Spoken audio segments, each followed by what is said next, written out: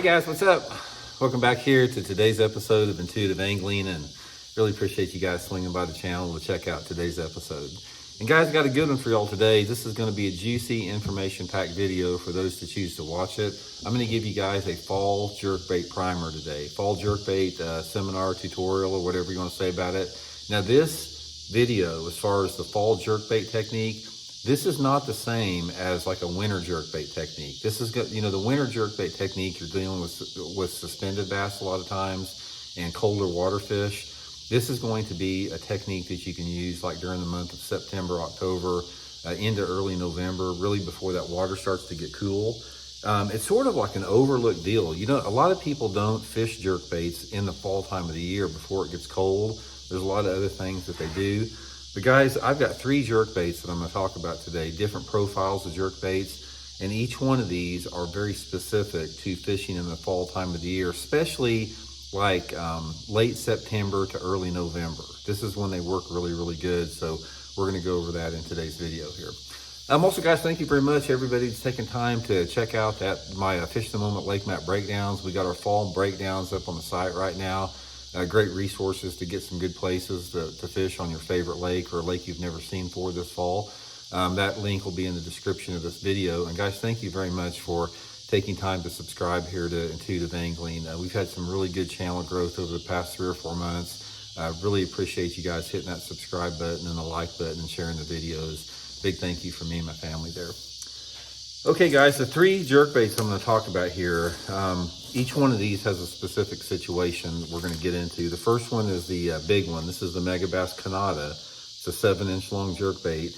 And guys, I'll link each one of these jerkbaits in my tackle warehouse link in the description of the video if you guys would like to try one on these techniques. But the big Kanata.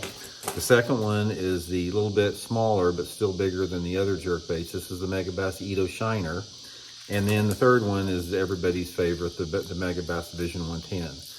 Each one of these baits has a specific set of circumstances that works good in the fall time of the year, based upon the structure you're fishing and, the different type of variables. So I want to go over each one of these baits and explain to you guys where and how I like to fish them during the fall time of the year.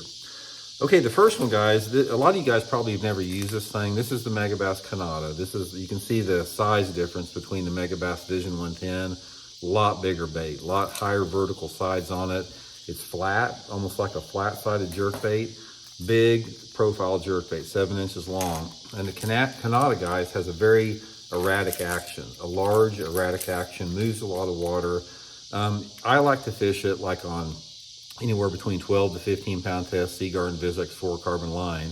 And if you put it on 12 to 15 pound test line, the bait pretty much suspends. It'll run down on a long cast with 12 pound line, probably about 6 or 7 foot on a really long cast, which is about the zone that I'm going to be talking about for all these jerkbaits in the video.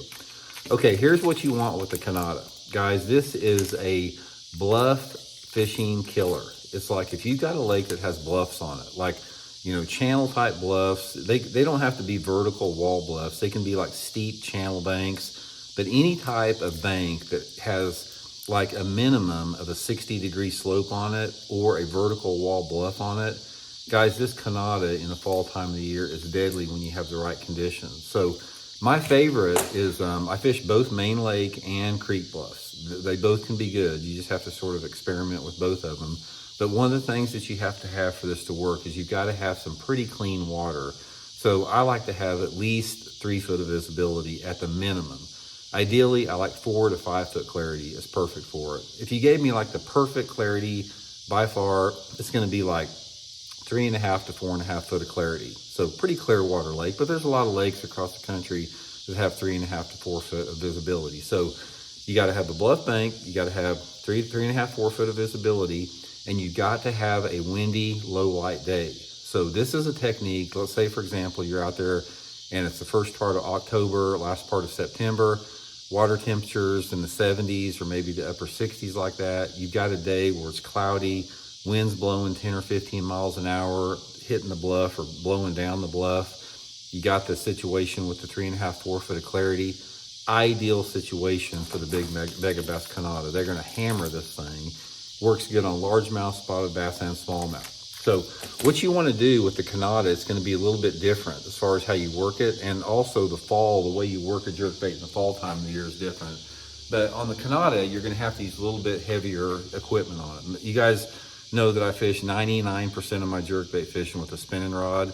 The Kanata is about the only jerkbait that I fish with a bait caster, simply because you can't, it's a heavy bait for jerkbait, and you can't get the action on it on a bait this big with a spinning rod. So I use most of the time that Megabass, either the perfect pitch rod, or sometimes I'll even use the Megabass 110 special, but the Megabass perfect pitch, which is a 7'2" rod, sort of a medium heavy, works perfect on the Kanata.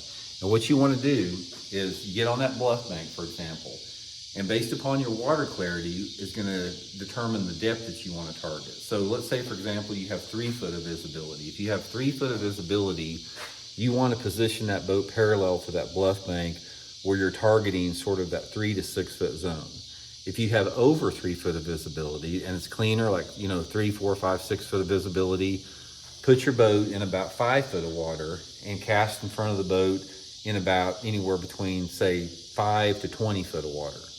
If you have spotted bass and smallmouth bass, they're going to be deeper most of the time. So if I have a lake that's got spots in it, I'm going to be targeting that 15 to 20 foot zone. So I'm putting the boat parallel to the bluff bank like this, and I'm making a long cast, super long cast with the jerkbait. And when I get it down there like that, I'm jerking it hard, like boom, boom, boom, boom, boom, boom, boom, boom, boom. I'm not pausing it at all. This is one of the few times a year I don't pause it. So I'm going boom, boom, boom, boom, boom, boom. There's no hesitation in it.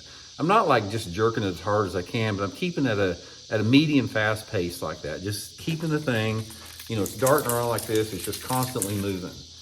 Now, guys, you get that right set of circumstances and they will hammer this Kanata. And you can catch, even though it's a giant bait, I've caught a ton of like 1.25 pound, pound and a half fish on it, especially if you got a lot of Kentuckies on it. This is a fish catching bait, man. It catches good ones. So that's number one for the fall time. Now the second one, this is the Megabass Ito Shiner right here. Now the Ito Shiner, you can see the difference in it as far as the two, correlations here. The Ito Shiner and the Vision 110 on this next pattern that I'm going to talk about, you can use them in correlation with both of them. You just sort of have to determine what the fish want a little bit better. If you have a lake that has, for the way that I'm going to explain this with these two baits here in the fall, the best way to determine which one you want to use, if you have a lake that's primary a largemouth lake, say for example, if you're fishing Grand Lake in Oklahoma, you're fishing Lake Eufaula in Alabama, lakes that have primarily largemouth population, I go with the Ito Shiner. If I have a lake that has a mixed species of a lake, like a mix of spotted bass, largemouth, and Kentuckies, I usually go with the just a straight Vision 110. It seems like a little bit smaller size on that for the way that I'm going to talk about here in a second. I get more bites on it. Largemouth, with the Ito Shiner. The Ito Shiner, a little bit different. It's got a real aggressive action too, like the Kanata. It's got a lot more hard side-to-side action on it. And the Megabass Vision 110 doesn't dart quite so radically hard to side. It's got a little bit tighter action on there. That's why the Vision 110 is a really good wintertime bait. It's just a little bit more subtle. But the Ito Shiner is a very aggressive bait. And both the Ito Shiner and the Megabass Vision 110, for this technique, I'm going to fish it on my spinning rod, either that Megabass Addermine or Whip Snake, 8 to 10 pound test sea garnet Visex, straight fluorocarbon line on both of those. Okay, here is the pattern and here's the technique that you want to use in the fall time with these two baits. You're fishing what I call as hard structure. Any hard structure that you have on the lake, especially man-made hard structure. So if you have a lake that has bridge piers or bridge pilings on it, excellent structure with it, guys. Take these things, same type of deal, but with the spinning rod. We'll throw that spinning rod out there. Boom, boom, boom, boom, boom, boom, boom, boom, boom, with the spinning rod. Hard bridge piers are like money. In October or September, October, November, you can catch a bunch of fish with that. The next hard structure is any type of like a wave break or a tire reef. So a lot of the marinas that you have, in fact, most lakes that have marinas, some of them have like a tire reef to protect the waves from coming in, from hitting the docks. Others have these floating wave breaks on it that are made out of steel. If you have a lake that has wave breaks on it, or floating tires, throw the jerkbait right next to those floating tires and wave breaks, guys. You can catch, I've had a bunch of like 30 and 40 fish days on at that time of year. It's just a great way to catch them.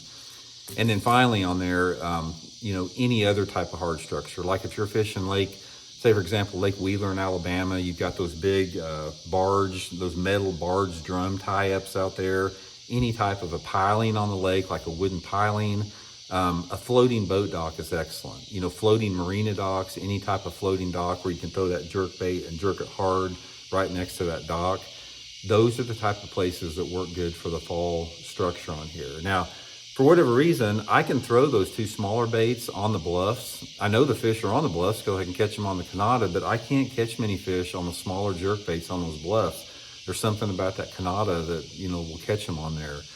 But anyway, guys, that's just what I wanted to share with you. There's going to be a transition. Once that water temperature starts getting down into the 50s, you're going to notice that the fish are gradually going to start suspending a little bit deeper, and they're gradually going to be moving out a little bit, maybe off the bank a little bit. And we'll do a bunch of videos on that later on. But as far as the fall time of the year, like from right now into early November, try the bluffs, try the hard structures. And I'll link all three of these jerk baits. I'll link the Ito Shiner and the Kanata and all three of them in my Tackle Warehouse link if you want to pick one up there. Colors just depend on the day, guys. You know, I've talked about colors a lot. You know, use translucent colors and, you know, clear, bright sunny days, clear water. Windy days are really good with like the metallic finish, and a cloudy day is good with those flatter. The matte finishes like this are really good on cloudy days. So anyway, guys, hope it helps you catch some good ones, and we'll check in later.